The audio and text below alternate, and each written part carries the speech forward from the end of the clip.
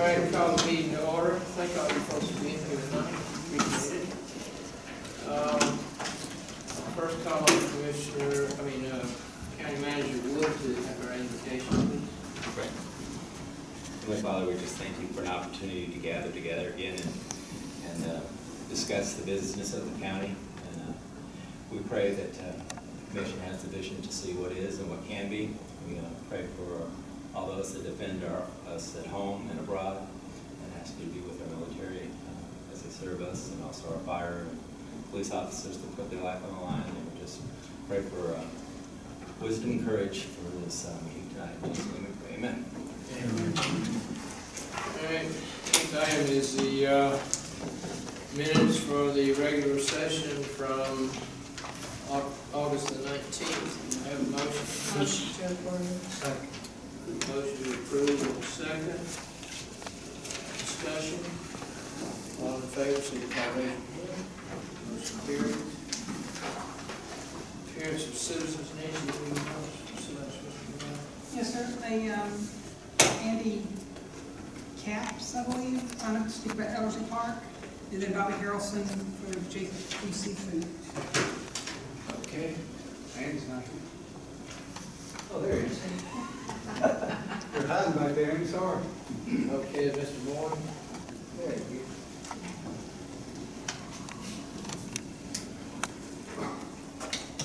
Scott Moore, 14126 Highway 116, Pine Mountain Valley, Georgia. Is that the same movie? Same one last time. Keep checking me on that. Well, I guess we'll start out, if you had any luck, Harry, get the meeting on them. We do. As a matter of fact, Mr. Wood and I have a meeting in the morning. In the morning. In the morning, at 10 o'clock. I will be in touch with you shortly thereafter. Did it take that long to get it? Yeah. Yeah. Been meeting with Harry, right now. Plant manager and I believe his boss. Boss, I think, too. Okay. Well, I'm sure that bigger boss is gonna be there for any meeting. I got a feeling of that. So yes, we do have that done. Greg, do you have anything to report on? I'm trying to remember what I talked about last time, and I talked to the... We're talking about the water and Yeah. testing. Yeah, the health department said they wouldn't do it. DPD said, they've been by there, but, it has to be raining for them to check anything, so. She did come last week, came through town, I had another meeting, she stopped by, so I don't know if she stopped by the plant or not. But I have the contact information now. And have you made contact with a private firm to do, we discussed last time? I'll just get up, when it rains, I can just go out there and capture it and get up with Jeff, and he can point me in the right direction.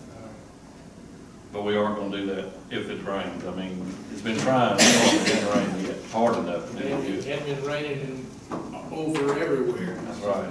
But it hadn't rained there specifically Really? in a long time. It's almost bone dry there. So there's no telling what's gonna be coming through there. Well, okay, as long as we're gonna do that. What can we do as a county about the noise? I understand we don't have a noise ordinance in the county. How are we gonna address that problem to them? If we go to them and say, well, we don't have no ordinance, we're not gonna worry about it. Because last time I was up there, the noise is actually getting worse. It's like when I go up there, they throw something else out there, it gets louder and louder and louder. Okay. We can revisit, we've looked at our noise ordinance before, it's awfully hard to measure, a legally defensible measure.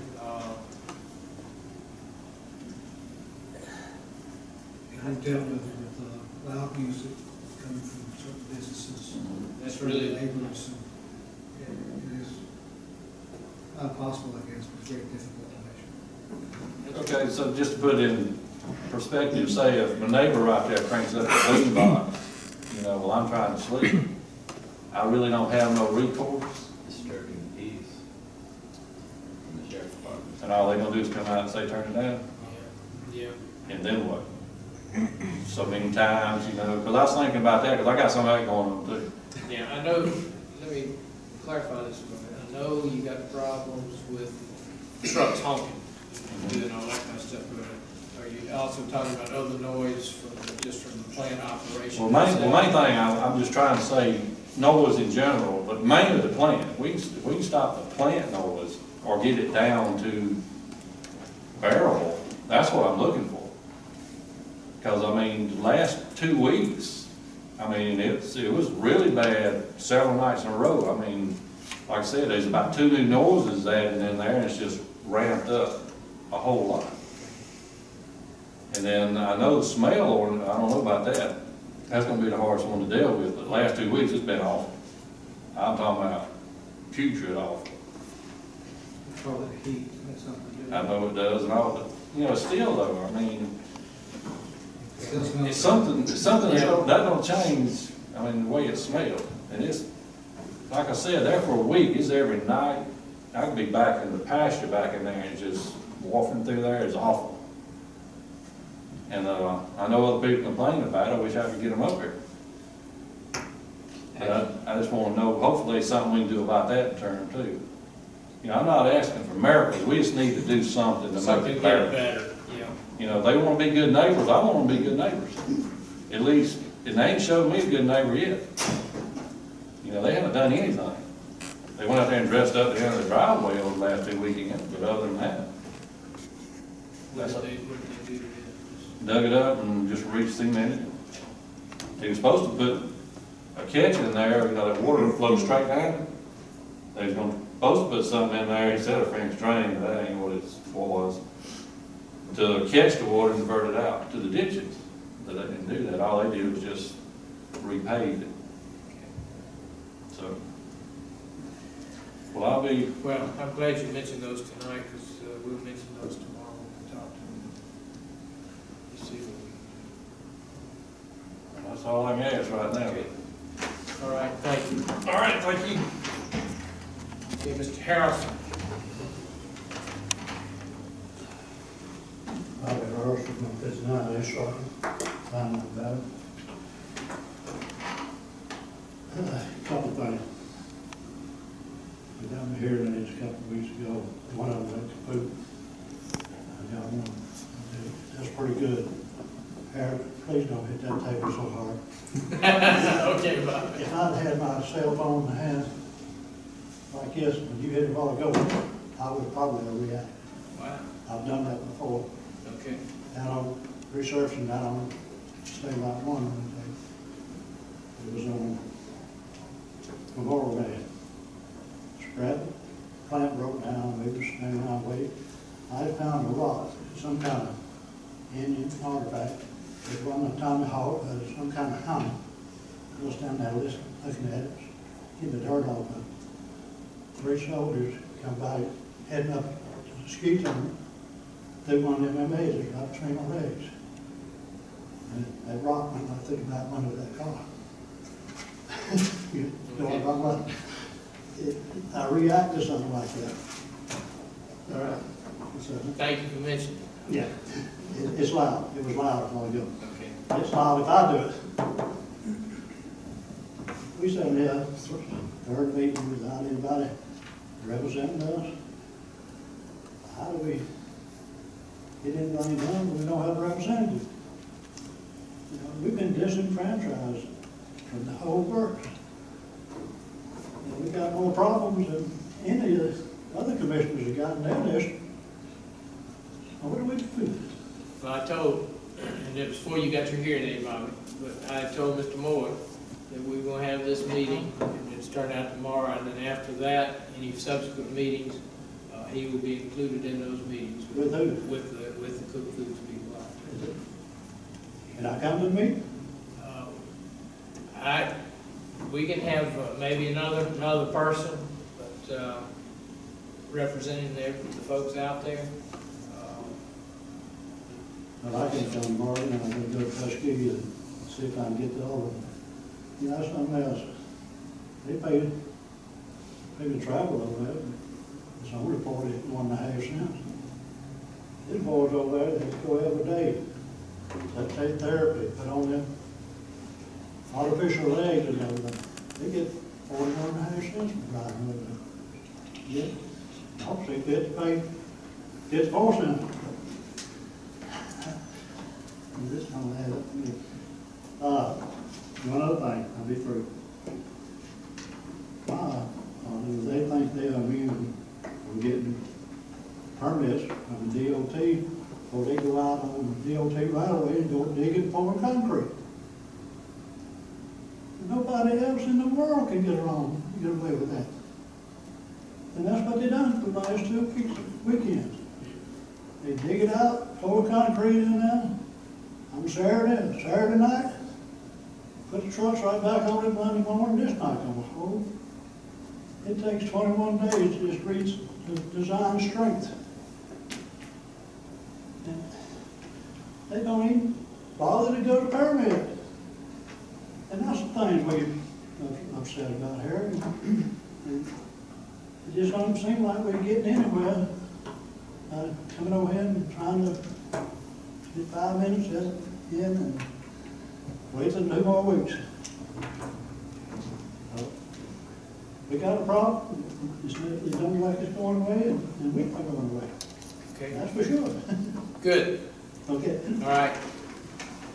Thank you, Bob. Okay, Mr. Cap, we're gonna have an Ellerslie Park update later on. Do you wanna wait until Yeah, I'll then? wait to see if you answer my questions. Okay, all right, good. We will make sure you get the All right. copy if we don't answer. All right. Next item is budget amendments, which we tabled last time.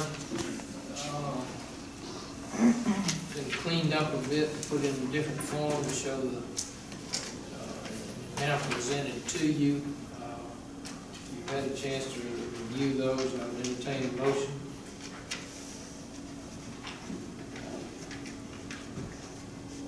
I make a motion that we approve. Make a motion for approval. Do I have a second? I'll second. Discussion. Any discussion at all? I had one question. We did have, the run-up was in this budget because we had early voting in June. That's why there was some amount in I there. had asked about the runoff expenses. The expenses were in July. And I had asked the question as to why they were not expensed, and this said it wasn't really asked. They were both, actually, since we had early voting. Okay. All right. Okay. Any other discussion? All in favor of the amendments as presented, signify by raising your hand. Motion carries. Next item was the financial statement for June, which we had also tabled. Instructions were given to the finance officer to do this recap, which is actually the last month of the fiscal year, assuming the budget amendments passed. So that has been done. Now that they have passed, this should be a valid report. Entertain a motion. I'll make a motion that we approve it. Motion for approval. Second. Second. Any discussion? All in favor, please signify by raising your hand. Motion carries. All right. Next item is the second reading of the application of Shashpal Singh for beer and wine off-premise at Midway Grocery located at 10,016 Georgia Highway 35 in Catawba. Note was that on September the 17th, 2013, under a different owner, we did revoke the alcohol license at this establishment for sale to underage by law. A new permit cannot be issued until September 17th, 1 year later. So that is 15 days from now. However, we can go ahead and review this. This is the second reading, and we can take the vote on it.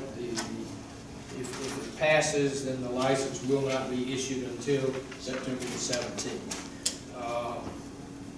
This is the name of the applicant is Shashpal Singh. Mr. Singh? Yes, sir. Midway Grocery. He is, are you the owner of this? Yes, sir. Okay, he is the new owner. The sheriff has checked his background. There's no criminal record on file. Community Health Department has recommended approval. So this is, I guess, effectively known as Capella Law to a lot of folks. So this is the application. This is the second reading. Mr. Would you like to make any comment or anything, Mr. Singh? No, sir. Okay. So, any questions from commissioners? Mr. Singh, you're no longer Billy Bob's? No, sir. I left that 6-7 months ago. Almost a year now. Has it been that long? Yes, sir. Were you just an employee there, you didn't own Billy Bob's? Well, I was part of owner, but it didn't work out. For the family matter, it didn't work out too well. So you separated from Billy Bob's? Yes, sir. But we miss seeing you over there. I miss you guys over there too. Any other questions? You're not related in any way to the previous owner of this No, property, sir. are you? No. All right.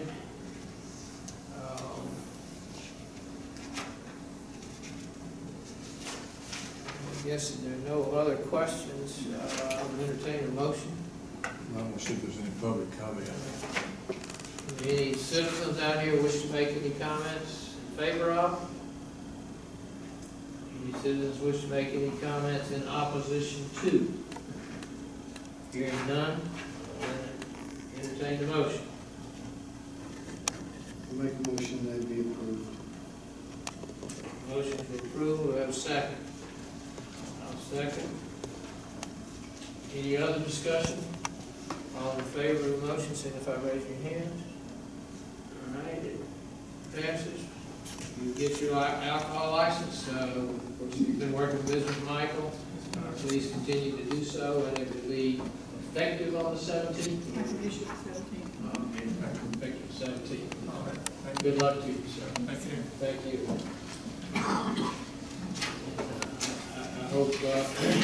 I hope you're able to stay open and your employees don't sell to people they shouldn't sell to. I'm gonna try my best.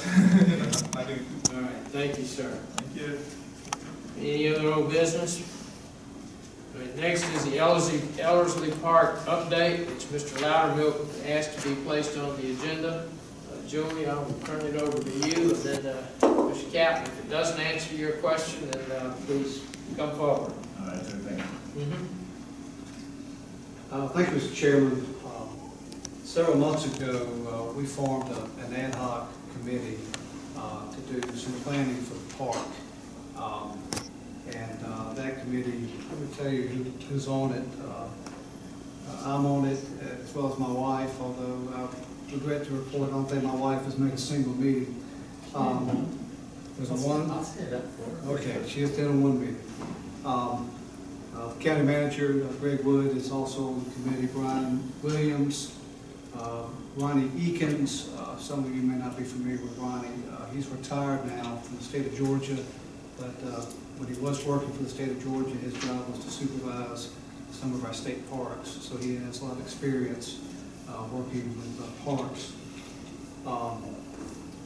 Mr. Hunter, who is a member of Central Baptist Church, and Central Baptist Church, part of their property is adjacent to the park. So we wanted someone from that church and someone from the community in that area that could be affected by the park. We wanted their input as well, so he's on the committee. Scott Morgan, who is the representative of the Willis family. The park was purchased from the Willis family back year ago, almost a year ago. And so we wanted somebody from that family to be a part of the committee. Brian, help me out. What's the guy's name? David? David Adams. Vaughn? David Adams. David Adams, that's right. I couldn't remember his last name. David Adams is also on the committee, and David is the one who drafted the layout that you have in your packet. So our committee has met monthly over the last several months, and we decided at the last meeting that we needed to report what was going on to this board as well as to the public. We're certainly not trying to hide anything. In fact, we want everything to be open. But there are, I've never done anything like this before, and I'm just amazed at all the details that were involved. We're trying to deal with as many details as we can. Obviously, we haven't done anything yet or approved anything at this point. It's all just been going over the details in our meeting, trying to think of all the issues that we could possibly think of. Like I said, in your package, you've got a layout. This is something that the entire committee is excited about, although we realize that there's going to be some tweaking. In fact, we've already talked about some tweaks in our last meeting. But I think that the layout that we have here is a real good first start toward what the park could look like. And I don't think everybody in the audience has one of these, but what it does is it lays out a series of walking trails around the two lakes. There is a main entrance. Past the main entrance would be a number of picnic tables lining up, also maybe a pole barn for family get-togethers and that sort of thing. We're trying, obviously, to accommodate for parking for people coming in. It looks like because of the layout here and coming off of Georgia Highway 85, that it's probably going to be a one-way access to the park, coming in from 85 and going back through to where you enter the property now, which would probably be the exit, the way that the layout is done.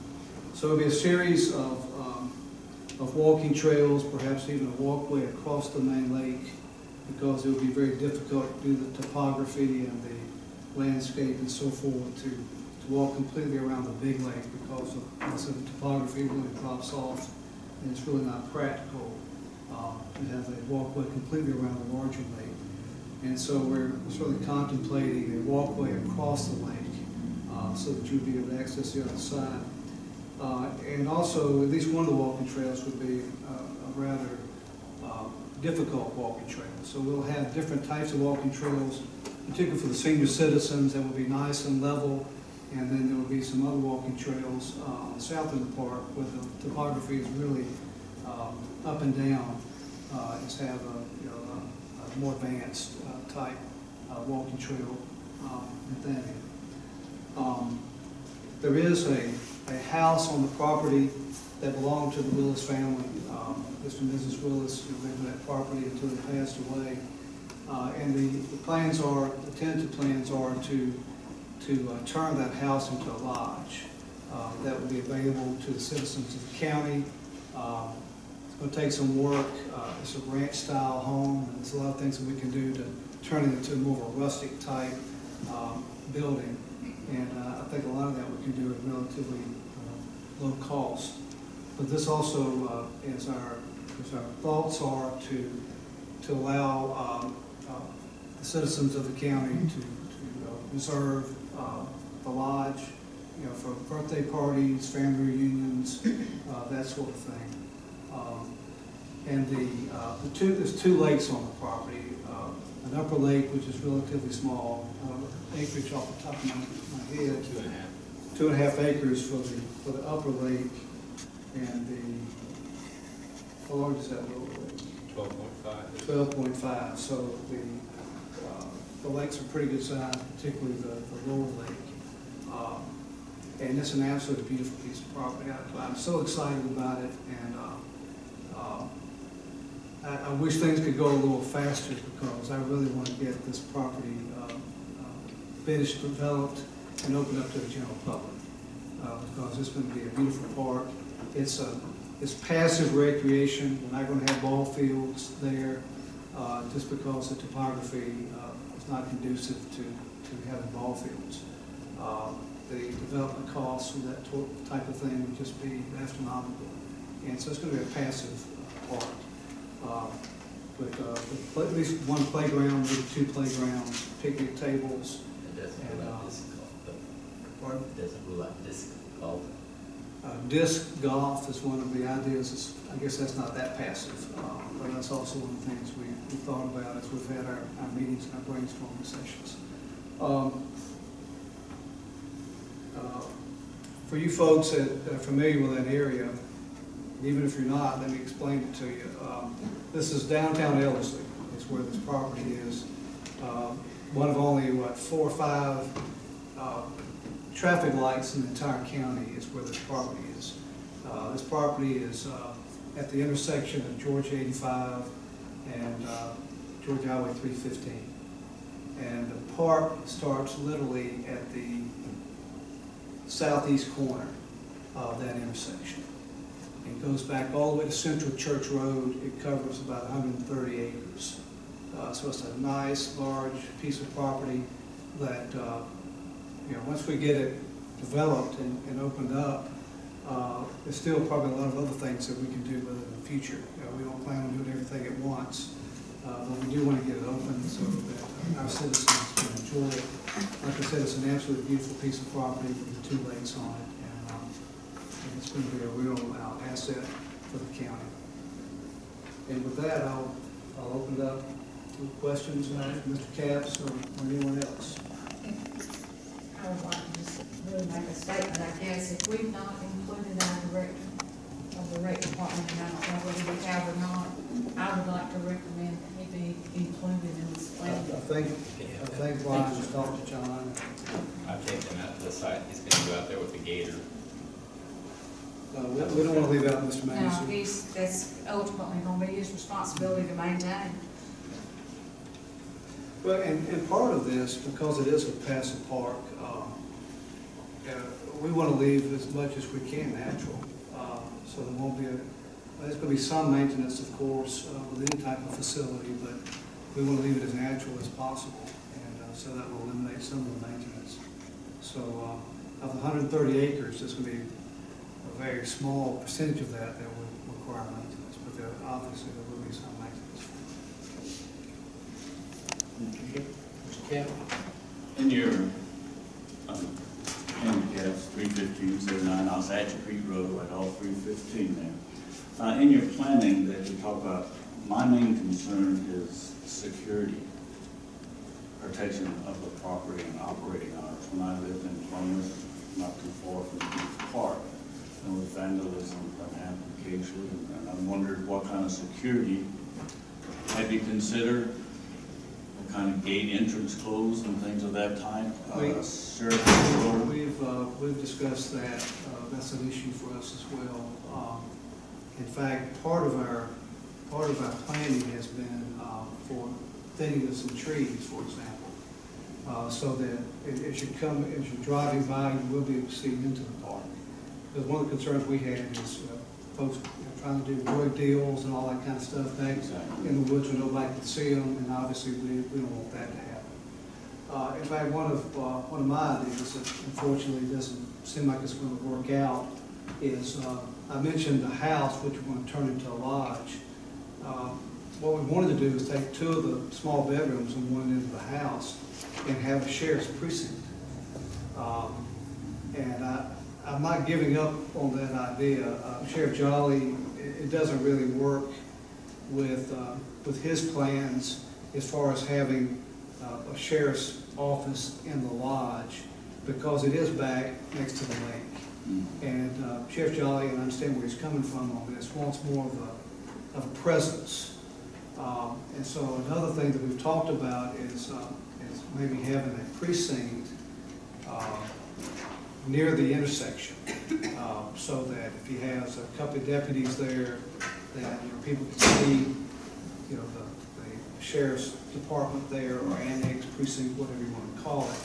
And so not only would it help serve our part of the county as far as, you know, response time for law enforcement, but also act as a deterrence for anybody who may be coming there and want to do something that we shouldn't be doing at the park. So we're still working on that.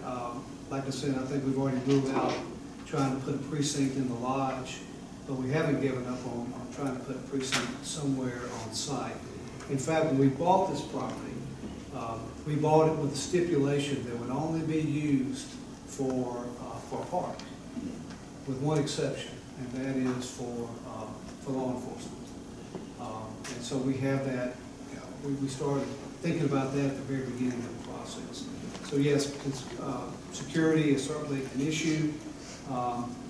And to answer one of the other questions, the way we see this, and nothing's set in stone until this commission votes on it. But as part of our discussions, one of the things we talked about was no alcohol in the park, and that it be open just during daylight hours, and that it'll close at dark, because we really don't want anybody in there you know, after dark. I got to call a halt on the discussion right now. It's time for public hearing. We'll come back to it as soon as our public hearings are finished. Okay. All right. It's time for public hearing. We have a couple tonight.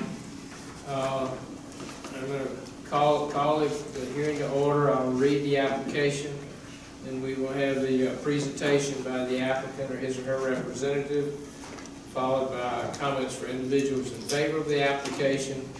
When those are completed, we will then have comments from individuals in opposition to the application. And then the applicant will have the opportunity for summary, rebuttal, and final comments for the applicant or his or her representative.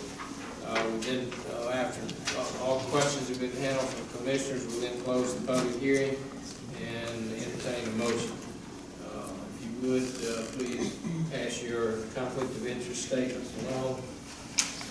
Commissioner McMichael, and I will read the application for the first one.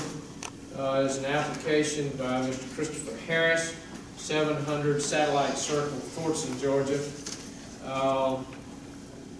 And there are actually two that will be handled together in this.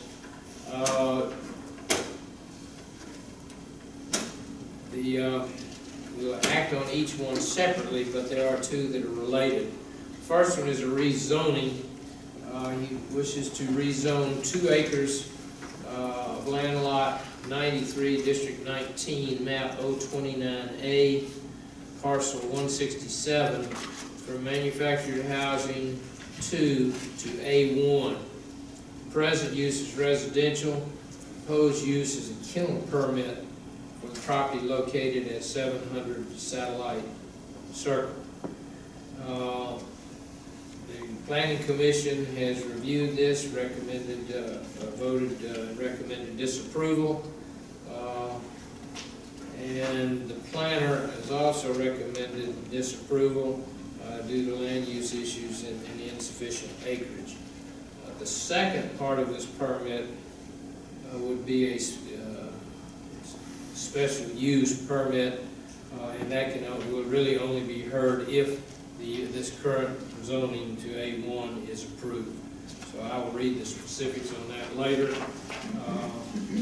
this point in time, I would ask Mr. Harris, if he's here, please come forward and make his presentation to us.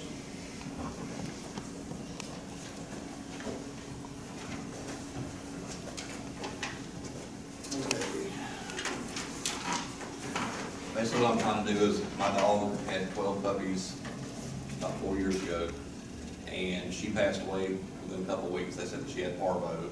Told me to get the puppies away, but they would probably die to let people know, and it was right at Christmas. So I said, no, basically I'm not going to do that. I'll take care of the dogs myself. Shots monthly for the first 2 years. Had all the dogs fixed. And it hasn't really been an issue with any neighbors until a tree fell.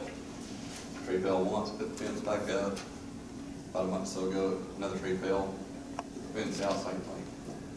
Basically, I'm just trying to keep my dogs. I've had it for 4 years now, and they're family. That's basically what I'm trying to do, is be able to keep my dogs. All right, sir.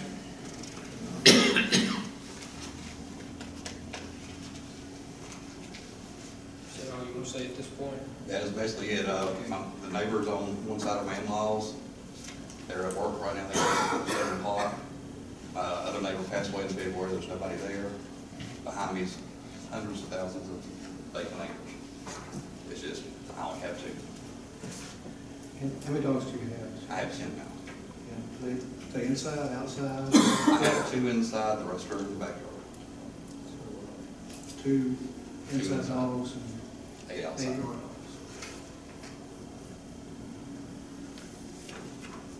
Are they all Dalmatians? They're all Dalmatians.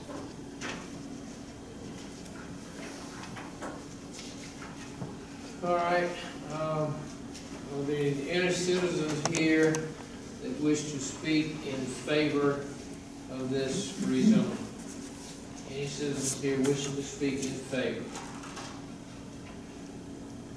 None. Are there any citizens here that wish to speak in opposition to this rezoning? Any in opposition? All right, hearing none. Back to you, sir, if you want to make any closing comments on this. Nothing really else I can say other than really keep my dogs. I can get 2 of them to my in-laws next door, but as far as the other ones, I don't have them planned yet. I keep the dogs.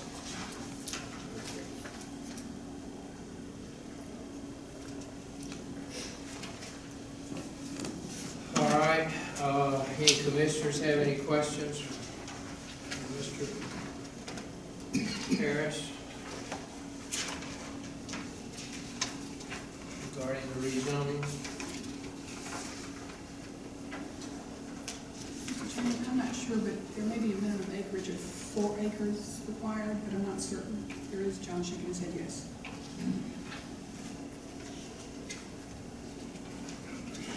I'm also looking into buying the land next to mine. It is just in the beginning of the foreclosure process. I've already spoke to the tax commissioner here, make sure the taxes were paid. I've contacted the bank, there's nothing we can do until it's actually in foreclosure. But there is people over there cleaning it up now. Let me know that's just going to be set up for foreclosure. How large is that? That's 2 acres also. Your property's 2 acres. Yes, sir. I have a question from Tracy. Looking at the map here, behind Mr. Harris's house, you made reference to the fact that it's undeveloped behind you. It says, it shows a bunch of lots on the plat. It says platted not developed. And it's not developed. It's part of Mulberry Estates that has not been developed. It's still zoned MHU 2, I believe. Okay. So this is a plat that's been filed and approved by the county for potential development, whenever. Yes. So it's probably going to be developed at some point in time. If we don't know the future, that's the current plan, is for that to be developed. Yes. At some point in time.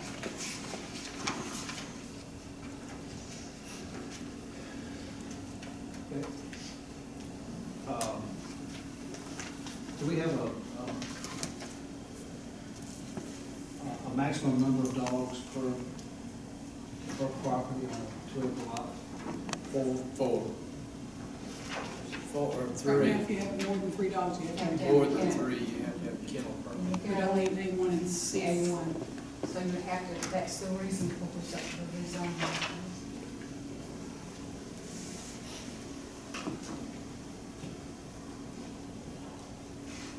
Any other questions from commissioners? All right. Close the hearing. We'll entertain a motion. Mr. Chairman, this is in District 3, the one I represent. Mr. Harris, I hate to do this, but there are a lot of decisions that we have to make with our head rather than our heart. But I recommend denial of the rezoning to A1. We have a motion for denial, we have a second. I'll second it. Mr. Harris, I agree with Commissioner Langston. I love dogs myself. I've got several dogs. I understand what you're trying to do here, and I applaud you for that. But the situation is, you don't have the minimum acreage. It's not in conformance with a comprehensive plan that we adopted recently. And based on that, I have a second motion. All right, a motion and a second, any other comments? I feel the same way, Mr. Harris. No, if I'm able to buy this land next door, can I reapply for it, if you know, license? You would certainly have the right to reapply. Yes, sir. All right. Question, Mr. Chairman, since isn't there a restriction on time that it be part of the motion, that if he acquires the 4 acres, that that time can be waived? I think would be a requirement. It can't be less than 6 months. Okay. I think you already have to deal with that at the time he makes an application. Okay. As opposed to, being a zoning, that's not a zoning condition. No, in the past, they've applied for it and didn't start the rezoning process. Will we have the authority to waive the 6 months? We would. You could go down to 6 months. And now, no less than 6 months. It's normally 2 years. 24. Normally 2 years, we would go down to 6 months. Okay. All right, any other comments? All right, all in favor of the motion to deny, signify by raising your hand. Motion carries, it is denied. Sorry, sir. That's what you need to make 2 motions, right? Now, the second one, do we even need to hear the second one since Yeah, I it's think contingent you've got on an the first? application, but I think you need to, you can entertain a motion to deny the application for a special use permit because there's no Since special the use first permit one. can be, is allowable. Okay. Do I have a motion on that? Mr. Chairman, I'll make the motion to deny the application for the special use permit for county. I'll second. Motion and second, any comments? All in favor of the motion, signify by raising your hand. Motion carries. Thank you, sir. All right, I'll open the next public hearing, which is the application of Robert J. Feaster at 5815 Georgia Highway 219, Fortson, Georgia.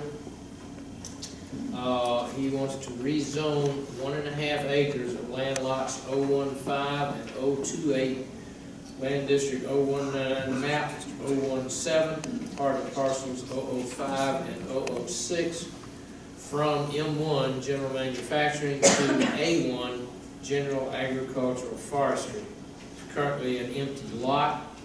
Proposed use is to allow access and road frontage to the property. The Planning Commission is recommending approval, and the planner is recommending approval. Mr. Feaster? Yes. Tell us what you want us to know about this. It's pretty much, I'm just trying to get access to the back part of it. I don't know if you got a copy of the plat where We I colored it. do, is that the driveway more or less, that L-shaped road thing? Exactly. Get that. And the big part of that is, well, They're both of great. them are parts of M1, but 2 different lots. Right. Okay.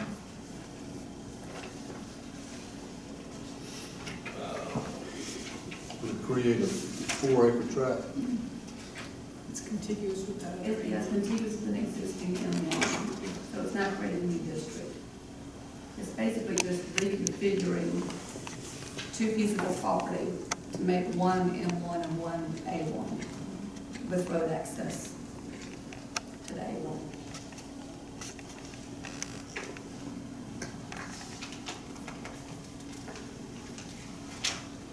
Do you have any plans for that property at this point in time? I'm gonna probably end up selling it. I got a young couple that actually want to build a house back there. There's already a septic tank back there and a well.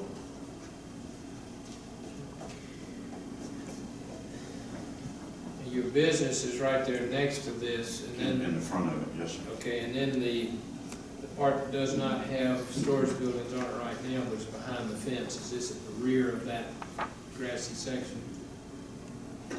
No, the whole front part of the road frontage on 219 would be all in one. Yeah, yeah. But this, the big part of the property that you're asking to rezone that abuts the other A1 back there in the back, that's behind the grassy area that's within the fence? Yes, yes. Okay. Any other comments you want to make at this point in time? No, sir. All right, now we'll hear from any comments from any citizens wishing to speak in support of this. Any citizens wishing to speak in support? Hearing none, then entertain any comments from citizens wishing to speak against, in opposition to this rezone. Any wishing to speak? All right. Those comments, if you make any final comments you would like to make. Commissioners, do you have any questions for Mr. Feaster? All right, we will close the public hearing. Now we'll entertain a motion. Make a recommendation that it be approved. Motion to approve, do I have a second? Any questions, comments? All in favor of the motion to approve, please signify by raising your hand. Motion carries, you have your rezoning, Mr. Feaster, thanks. Thank you. All right. Now we will go back to the discussion on the Ellerslie Park. Are there any other comments or questions? I believe that's what Well, I was just going to make one last comment. For those of you that are familiar with this area, and I described where the park will be, that intersection. If you've been through there the last few weeks, you've noticed that there's a huge difference in that intersection. Fortunately, sometimes things work out well working with the DOT. Sometimes they can be quite contrary. But we work very well, the county worked very well with the DOT to get that intersection there. It's a dangerous intersection. And now it's a large intersection. The traffic flows through there very smoothly. And you've got left turn lanes going all four directions. And it's really nice. And part of that was we closed Orange Springs Road right there in front of the depot, which is like a community center for our community. And right there next to the Ellerslie Volunteer Fire Department. So it is a real nice area there now. And so this is all part of a bigger plan here to coordinate the work that was done there with the work in the park. And another part of the plan that we have there is on that southeast corner where the park starts, is having some type of landscaping right there in that intersection. That's going to be a very attractive site for people traveling south through Waverly Hall and Ellerslie, heading to Columbus on George 85. So that's also part of the plans that we've been talking about. So with that, Andy, do you have any other questions? You want to come back up here? Looking at your map here, before you mentioned about the entrance off 85, is that correct? That's going to be one way, it's going to be exiting out on 85 as well? Andy, when you say will be, we're not sure what it will be. Once again, since it is a state highway, we're going to have to coordinate that with the Department of Transportation. And we've already had some discussions with them, and that would be great. Correct. If you're familiar with the property, there's a fence that we've erected with a gate there. Yes. We're leaning towards that being the entrance. And then you would loop up around the property, probably in the vicinity of the power lines, come back down to where that current house is, and then you would use the current single entrance as an egress point, so that you'd only have one-way traffic. We think we can overcome some of the issues with DOT. When we started looking to develop the current entrance, price tag just to fix what DOT, I'm not gonna say anything bad about it, fix issues that are there that were not of our making, would be about $115,000 above and beyond what we'd have to pay just to do the rest of the intersection. And we didn't think that was a good use of the taxpayers' dollars. If we could find other means to do it that would facilitate the flow of the park. And actually, the way David has laid it out, it makes good use of the entrance as far as picking shelter sites and things and parking. So it's an evolving process. That's about all I can say at this point in time. But that's what we're leaning towards right now, just because of the topography and what's there already. Well, looking at your map and living in that area and going by there a couple of times a day, it's a real quick turn into that exit you're talking about. The exit area on your map where they'll be progressing out of the park. Now that's a narrow area there, and the traffic funnels down very quickly off Manchester right in there. So I was concerned about the traffic flow entering. We would have to work on the radius there. Yeah, for sure. But that's a lot cheaper than if you go the other direction where you have that steep drop. Yeah. I can put my hands on, smacking the commissioner. Where you have that steep drop off, right. That would be very expensive. Just head it down, there's some rock there, but I think there's a lot of that stuff we could probably do in a house. All right. And what I had tried to get, Andy, when the whole project with the intersection started, was particularly for traffic going south through the intersection, if they were going to be entering the park, since we were doing all the work anyway, and had all the paving equipment out there anyway, was to widen the road at that point, so there would be a dedicated left turn lane into the park. Right. Which to me made a heck of a lot of sense, but not to the DOT. They've got their own regulations, and I think it had to do with, some of these other guys could probably explain this better than me, but it had to be a certain distance away from the light, and this was too close. And so it didn't work out well. I didn't push for that. One other question, going back to the security and stuff, talking about having a police presence there, and you're talking about it being low maintenance or low activity. Is there any consideration to having a caretaker on the site during operating hours or anything of that type? We talked about a lot of things. That's one thing we have not talked about, is having a caretaker on the site. I've got it. Excuse me, kind of managed. So, Brian, he was asking you. Well, they didn't tell me. Yes, we thought about it. The reason I say that is there again for, some type of security awareness, because if there's not regular patrol or police presence there constantly, accidents can happen and some type of contact needs to be. There's what's labeled as a shed on that drawing. That when we took John out there last week, he said, that might be a good place. Matter of fact, he said he's got a guy that maybe he can get to live there. Moving forward, you take it to the park. Okay. All right, that's all my questions. Thank you very much for your time. I will say one thing. I know in some early discussions, and I'm not part of that committee, but we certainly want to leave the park open for use at all hours of the day and night. It would be locked up at night, so somebody had to check in on it. Thank you, sir. Thank you, sir. Any other questions from citizens to Mr. Loudermilk? All right, we'll move on to the next item. And thank you, Joey, for you and the committee and what you're doing. I know it's fun to see this evolve and to give birth to this thing that's going to be such I think, really a great asset to this county. So thank you for that. The next item is revision to the master plan, Woodland Hills. Mr. Garrigus is here to speak on that. He's asked to increase the size of 4 lots to 2 acres.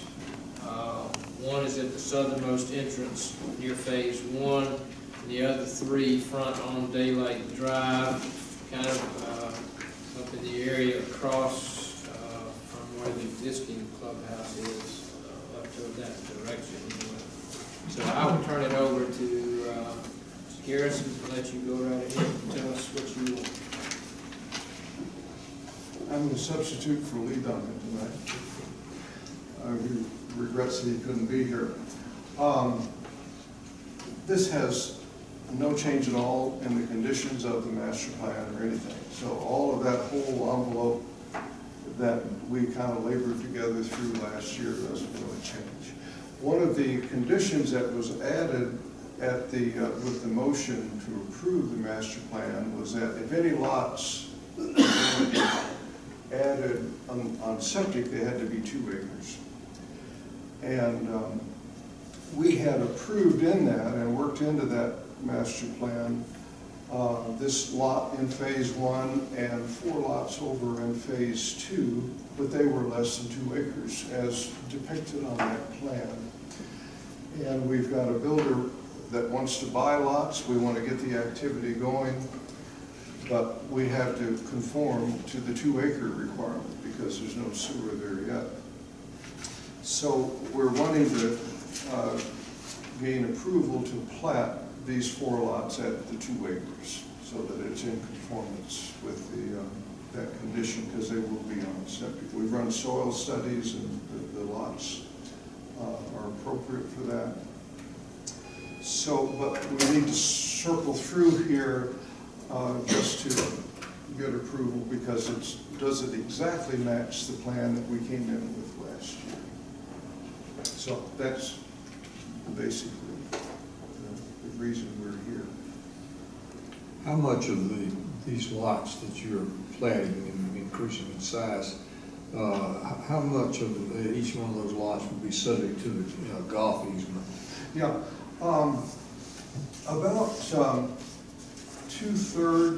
about two-thirds, and we can do septic out in that area that's subject to the golf, so the golf really doesn't change. We're going to do some improvements concurrent with building the homes. We've got a couple of bunkers that are just way too big. We've got, it's not even a lake, but a depression out there that we're going to make smaller so that it'll actually hold water and look good. But the easement keeps that golf as golf so that nobody can go building sheds or anything out there. We've done this up in Fulton County with the Manor, where we've got about every lot up there has golf running across the back third of the lot. So the easement will be concorded concurrently with the plat to say nothing happens in this area underneath the easement. It'll retain golf and for all things that you do with golf. So you won't be building any facilities. So he owns fee title, the owner of the 2 acres owns fee title under it, but that's basically it. But if septic needs to go there, that's underground, and we've done that lots of times where you never know it's there. So we're trying to just conform all the way around, and the main goal is to get some activity. Poor Lee has been talking to bankers, and bankers just, you talk about development loans, and it's a tough sell. So that's been going on for many months, but I think we're narrowing that down. This helps us to get activity out there and to begin to push things through. So that's the main purpose.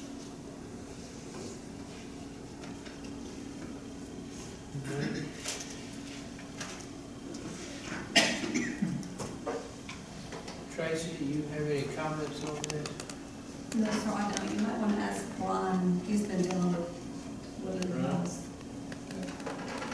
They're basically meeting what they're supposed to meet as far as the requirements. But it would seem, I'm encouraged to bring this before y'all again, just like we did last time, because it is a change. I have a question of our county attorney. Shoot from the hip. Woodland Hills is resort, correct? How does our ordinance speak to, you know what I'm asking, how do our ordinances speak to when it comes to changing and dividing and all of that? And resort. It used to, it started off with, you had resort, and then you abolished it completely, and you didn't have any portion of your code that dealt with resort, and had no control, basically no controls over it. So we came back and added it in and said no resort could be expanded. But there's still the obligations for the owners of the resort to file and prepare and keep and file and update from time to time the master plan still remains there, as is the requirement that at least 5 of the recreation activities be open to the public, which I think Woodland Hills is definitely got. I won't say that, but they comply with that. So what he's doing now is just bringing the master plan, coming back to you, and he was changing lot configuration, so that would be a change in the master plan for you approved, and so I think it meets the requirements of the master plan. Planning Commission has looked at it, they've approved it, and you've got this, as long as you've got the 2-acre minimum for single-family dwellings on septic tanks, and even though some of the tanks may be within a restricted golf course area, they're still going to, that would still be sufficient. They'll own that subject to the right of the golf, and go over hit a golf ball out in the backyard. Okay. All right, thank you. All right. I guess we need to approve this revision, is that correct? Yes, sir. Or vote on it? Mr. Chairman, this is in my district, and I have talked to Mr. Duncan several times. He calls me occasionally just to update me on what's going on at Woodland Hills. We had a hearing on this a few months ago, and it was quite contentious, and some of the residents there were upset about certain things and what they thought was going on.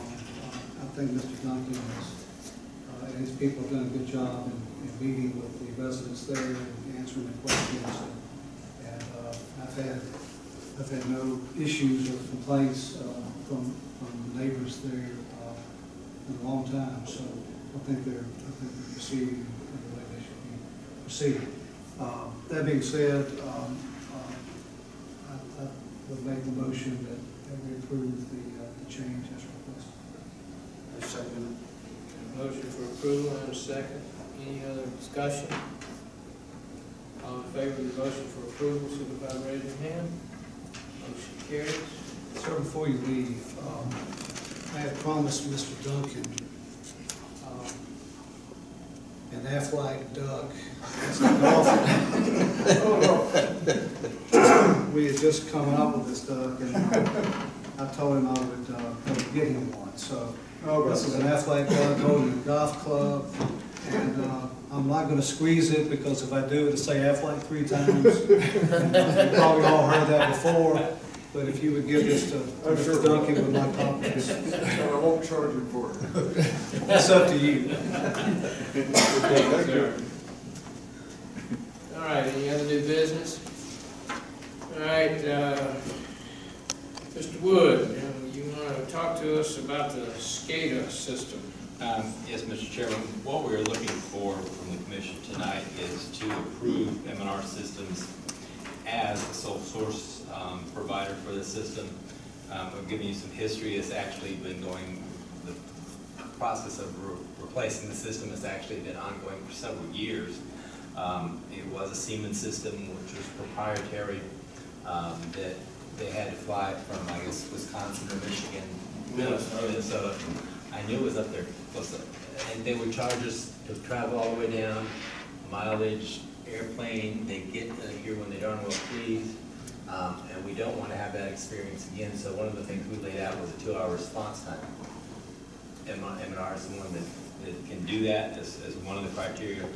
One of the other important criteria was to be compatible with Columbus, because we have so many interfaces with Columbus now, and we will continue to expand those if Woodland Hills is developed, they'll be interfacing, assuming Grove goes through, we'll have interfaces there, so it's very important to be compatible with that system. Clear. Just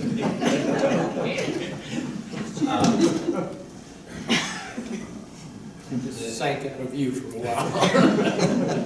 This system is going to dovetail into our new radio system, take advantage of the backbone there. It will be all digital, 20 to 25 year lifespan as far as, correct me if I'm wrong, Joe, as far as longevity. But the important thing is right now, we need it badly. The price that's quoted was $498,000, and some change. I gave you in a 3-page summary, which you can actually, gives you an idea how extensive our water system really is. I emailed you the summary, so it was a good fact. 3 pages of just single line, what we need for each one, which gives you an idea how much equipment we have. And right now, with the operational issues, we're having to have operators go out and check that on a daily basis, which is costing us a lot of money as well. So therefore, we would like permission to go with contract with MR on a sole source basis because of these factors.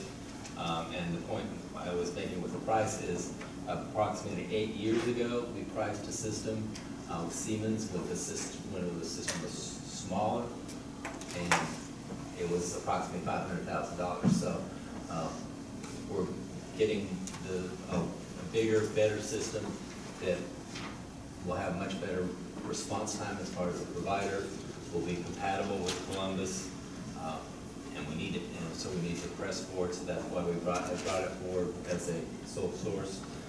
Discussed it with Mr. Taylor. He feels that the compatibility with the Columbus system is vital, and that is sufficient to justify a sole source. Mr. Culpepper is here to add any other technical information that you may want, and I'll defer to the attorney if he wants to. What is he thinking? Jeff, these funds come from your fund balance? We knew this was coming years ago, and we have planned for it. Yes, sir, we do have money for it. If I heard you right, Greg, the cost of this system is $500,000. It's quoted as $498,783. And 8 years ago, it cost us the same amount. Correct. That is correct. So that's amazing. It had gone up And double it's better in the last system. 8 years. We're actually, the war work with our personnel, we took about $100,000 out. We can do some of the trenching, some of the work that we can do in-house to lessen the cost. So if we want to lessen it below the. no, that's where we got it prepared. Yes. Now, and it may be, that's worst case. It may come in even a little less depending on how much work we can do ourselves. Assuming that we go ahead with this, how long will it take to get that in here? And It get takes 6 months, and like Mr. Gregg said, we've got somebody in a truck 24/7 going to pump stations and tanks. So you can save some costs going forward with That that. is, yes, sir. The old system used to advise you electronically what the levels of water were in each of the tanks, and that system is And if you absolutely have a gone. leak, that's right. For example, we had a power failure and the pump went out a couple of weeks ago. We were real close to having to notify the schools. We wouldn't have water or fire protection at school. I wasn't going to bring that up in public, but thanks. Well, I want them to know that this is something we gotta have. Didn't want to scare anybody. The other point is, if this is approved sole source, I assume we're going to be getting a contract from M&R that we'll bring back for John to review and for to bring before the commission, but we need a green light to proceed. Mr. Chairman, under the Georgia Local Government Public Works Construction Law statute, anything over $100,000 in public works needs to be bid, and there are various ways you can go about it, straight bids, or you can hire some other project managers, any number of, I think there are 3 or 4 different ways that you can go about public works. However, there is an exception under there that provides that you do not have to publicly bid a sole source when you make the determination that there's only one source for the required supply, service, or construction item. And because of the tying with Columbus, I think that would make these people the absolute sole source. We can, once the contract comes, you'll need to make, we put in that contract a determination for you to make that decision that it is a sole source. But I think you're going to tell you tonight that it is a sole source, in my opinion, and I think if you will give the go-ahead to the county, we can go ahead and to the county manager, we'll go ahead and get a contract drawn that'll provide in that contract a finding by you that it is a sole source and will not be subject to public bidding. Thank you, sir. Entertain, anybody have any questions? I'll entertain a motion. Mr. Chairman, I'll make the motion to go with M&R as the sole source. Second. Motion and a second. Any other discussion? All in favor, signify by raising your hand. Okay. It passes. Start running, Jeff. Next item is the solid waste slab restoration at the transfer station. Mr. Chairman, we received 2 bids. We actually had 3 bid options. One was just a conventional renovation, just laying down concrete. Another one was to lay down concrete with a densifier, which would give increased life. And the third, the preferred option, is to actually embed railroad irons in the floor of the transfer station, which it was been done. I think it was Bainbridge that did it. But that keeps the concrete from getting torn up, and it about doubles the life of the concrete because it's not getting the torn out from the front end loader pushing it. And that was also the best qualified bidder we felt. We had some issues with the other bids, so we're recommending the alternate B iron rail to AC Blunt at $199,888, and he's out of Moultrie, Georgia.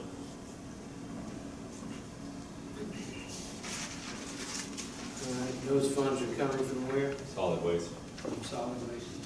Okay. Do I have a motion? Chairman, I'll make the motion and make a comment. I do make the motion that we go with AC Blunt Concrete Service out of Moultrie. They meet all the qualifications and it's the lowest price. My comment is I'm disappointed the other bidder, Moxie Concrete Service Inc. is out of Fortson, Georgia. And everything else being equal, I'd much rather give this business to a local company. And maybe they can do better next time on the next bid. But I'm disappointed that the local company did not have the best bid. I would make a motion to go with AC Blunt. Very good. A motion. Do I have a second? Second. Discussion. And that was for the rail, iron rail. Yes.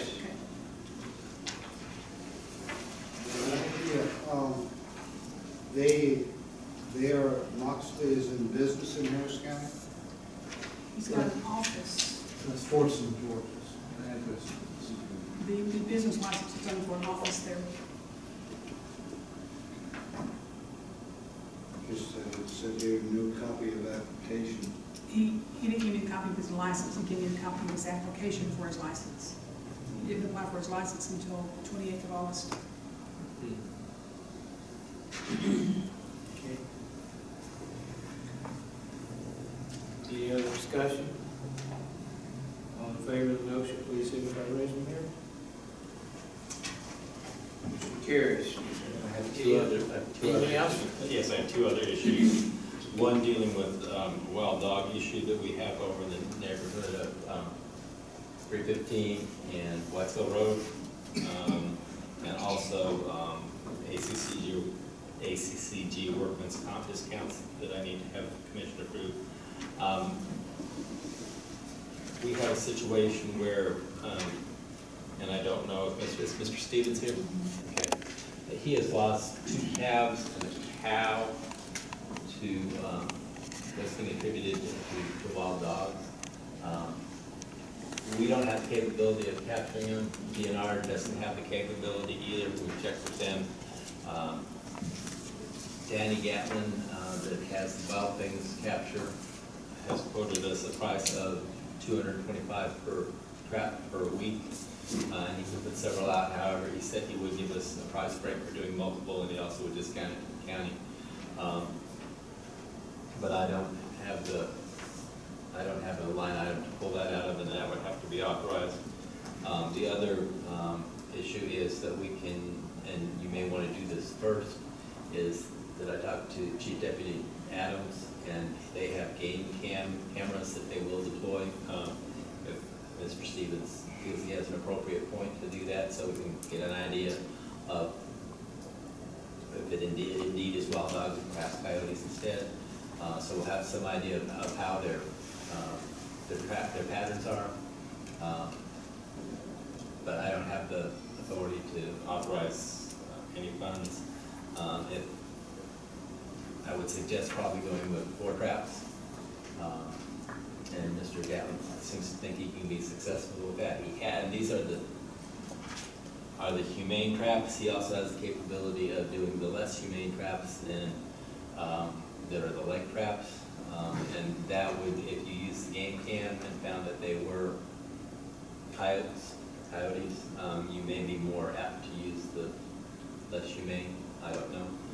But that's a discussion y'all need to have, and whether you want to authorize some funds and how you want to phase that attack, if you want to go with game cam first or you want to go ahead and trap them. The big issue that the community is having is, especially if it's wild dogs, what happens if this pack runs up on a young child?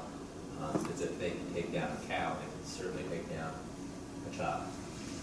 And animals have that pack mate.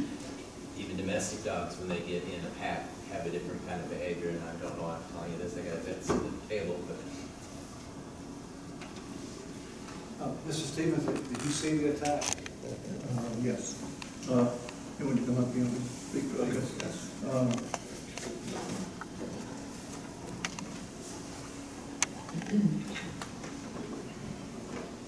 It's in pictures that I made Friday morning, and I haven't looked at them, but you might can see the clarity. The one thing that you left out, but I'm talking with Greg and Becky lengthy on Friday morning, and I certainly appreciate the help that we have.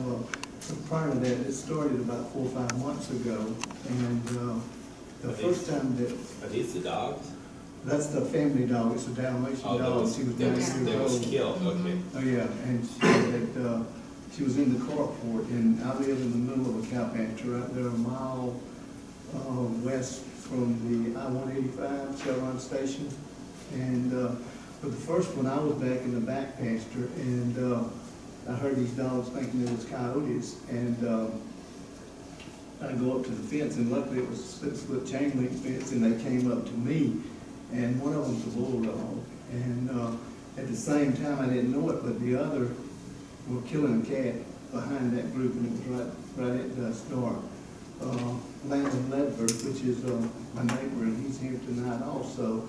I called him, and he came down with a gun, and we shot, but they was mixed in with the calves, and they went towards 315. That was the first time. Then they came back, probably 3 or 4 weeks later, had an electrician there, and that night I counted them. He counted them, and then he had visitors that were visiting with him at his house when they went by the light there. And there's 9 dogs, and then the electrician saw him during the day, and he just, blew the horn, hollered at him, and he got him to go down Whitesville Road. Whitesville Road dumps right into the middle of my cow pasture there. And then they came back the third time, and it was right at light, probably 6 o'clock in the morning, and they mixed in there. And I've never seen this, and people that's been around cows, I'm a weekend farmer, I work with computers, so I know very little about livestock. But the cows are smart enough, they circle around those calves. And I'm thinking that's probably what happened this last Thursday night when they got my dog.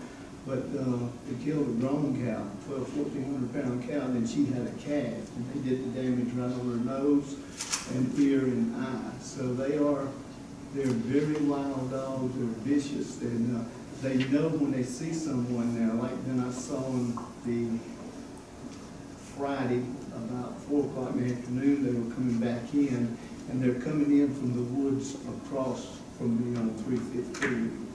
Right there, and it would be east of Whitesville Road. But Landon has a daughter that's 2 years old, and he'll probably relocate, and I would recommend that he'll probably buy somewhere else. But it's a very, very dangerous situation. And I guess you can see the holes in that Dalmatian. They tore her to shreds. Mr. Chairman, this is also in District 3, which is the district I represent, and I can tell you that my phone has been ringing off the hook since this has come to light. And I would like to see us do something, not wait. I would like to see us go ahead and authorize the funds to see if we can have Mr. Gatlin trap these dogs. I would think, yeah, he knows it's dogs, Yes. not coyotes. I've Got a been good close- idea I've where been they're as coming close as from. you and I the I first think we're time. talking to Mr. Gatlin, that he can probably figure out the best places to put Mr. Stevens, you called me, I think. Talked with you also on Friday morning. That's exactly right, John. And the sheriff told him to call me, and I told him to call Greg, but I think you told me that, one question I asked is the dogs didn't have any collars on. No collars, no collars. The first time I saw them, I thought it might have been a group of dogs, that was chasing a female dog. And when I went closer to the fence and heard all the barking when they was killing the first calf, that's when they came after me. And in that area where I was at, there's a white Pyrenees dog.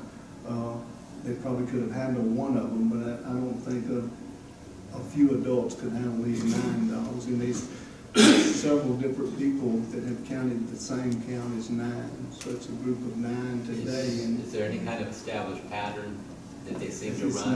no, and the sheriff and some of the other people recommend that I stand out there in the pasture, but no, they came in the middle of the day. The majority of the 6 times were at dark, but 2 of the times were during the Where day. are they coming from? Is it a fairly constant direction they're coming from? What I'm trying to I figure out with the think, traffic. I think so, and that's what I tried to do today. I talked with the tax office, and I've got the name of the person that owns the property, and it's several hundred acres that is in front of me there on the south side of 315, and see possibly if we could go into those woods, because mine's wide open, and sitting traps out there could be detrimental to a neighbor's dog or something that was coming down. But as far as being lenient on them, I've seen what they've destroyed. I wouldn't be hesitant to shoot them or apply any type of trap to them. They need to be trapped. You should be shooting them, because that's a very certain method of taking care of them. But as far as getting a shot at them, once they see an individual, and the 2 times that I've seen them with a gun, they're mixed in with them, and you see eyes, so you're subject to shoot a calf at the same time that you shoot a dog. You make that Yes. as a motion. As a motion. I'll second. Can you give me a time frame and level of funding? What do we think you estimate?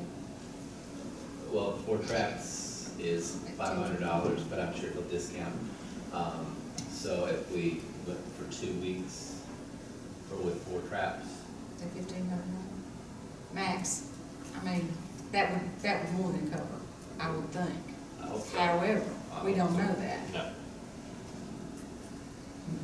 Craig, since I talked with you, I talked with Philip Ultimate, the Sandman, and he had talked with someone on Facebook, and I called the company today, and something as far as the lighting that comes in there and lights, and the dogs are not able to see the light. They're accustomed to dealing with like wild hogs. But I talked with one individual at that company, and I've got the name in the other book, and he referred me to another guy, and I left him voicemail.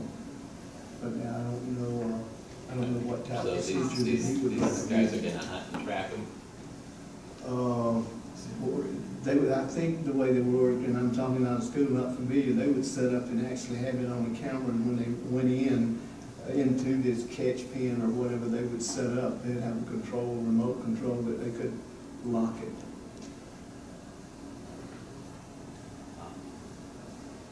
Danny seems to think he can handle it, he's local. Okay, no, if he does, thank you very Start much. off with that. Yeah, I Yeah. think so too.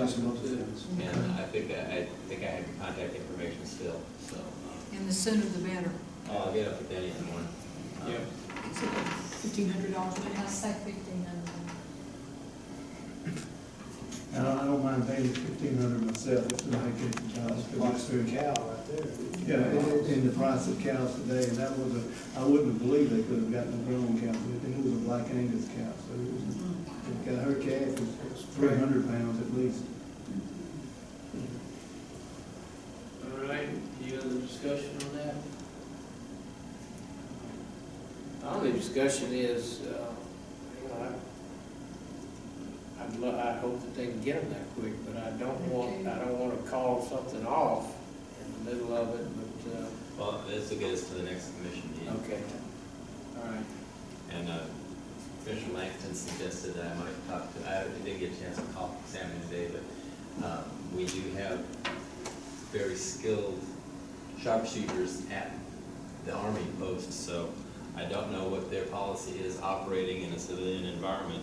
And we've got a championship shotgun team right here in Harris County. Except if they're teenagers. Yeah. And I I certainly asked wouldn't for want the to send vote them if in. they'd camp out last Friday night, one of those kids. Yeah. Richard. All right, all in favor of the motion to approve the funds up to $1,500, go ahead and move this gap. Motion carried. I need your approval for, Thank you very much. Thank you, sir. Yes, sir. We Thank hope we you. can get this done quickly. Yes. for the chairman to sign our safety discount verification forms for workman's comp fund and for risk management, and local risk management agency through ACCG. They're kind of due now, so we need to get them. This is the annual document we have to do every year. And it gives us a 5% discount on those. We had some requirements that we have to do, safety meetings and things like that, and Monty handles that for us. All right, we have a motion. Second. I make a motion. We got a motion, do we have a second? We have a second. Second. All right, where's the discussion?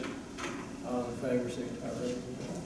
Motion Make carried. sure you sign that before you leave, sir. Yes, sir, I will. I have this. Mr. Taylor, do you have anything? Yes, sir, I have one item. You've taken an option, or you took an option back in the end of May to purchase 19.10 acres from the executives of the estate of Mercy Fears. This 19 acres is adjacent and contiguous to the other property that you had purchased from Mr. Fears that before we died, that it became the central part of of your industrial park, Northwest Harris Business Park. This, Mr. Fears saved a portion of this, or wouldn't sell a portion of it, because that's where his house was, and was also the location of his nursery, and is no longer being used for that presently. The option expires on September the 30th. I would recommend that you approve the exercise of the option to purchase this 19 acres subject to a final Phase 2 report from, was it GEC? Correct. That there's no notification required to the EPD because of some minor chemicals that were found on the property that were used as a part of the nursery that Mr. Fears had. All right, thank you, Mr. Taylor. You have a motion? Motion, have a second. Second. Motion and second, discussion. All in favor, signify by raising your hand. Motion carries. I don't have anything further. All right, that's it tonight. I will make a motion to go into executive session for personnel reasons. Have a second? Motion second, all in favor? Right. Mr. Chairman, you need me? Thank you. Thank you both for being here.